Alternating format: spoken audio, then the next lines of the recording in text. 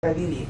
Например, связь абхазов с Египтом сегодня доказана учеными генетиками мирового уровня, потому что, изучив, сделав анализ фараонов, доказали, ребята, что 80% фараонов Древнего Египта, да, они по происхождению являются именно абхазами, а другая часть фараонов были вайнаками, то есть чеченского происхождения.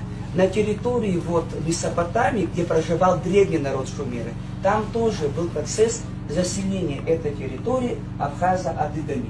И такие города, как Вавилон, самый известный город, да, Ур был такой, Урук, это все именно абхазы-адыги основали. И большое значение мы даем еще религии, да, божества. Об этом тоже мы с вами на той лекции говорили. Вот если вам будет интересно, вы возьмете и сделаете анализ сравнительный шумерских богов и богов абхазских, вы увидите, что во время создания шумерских богов в основе лежали именно абхазские божества.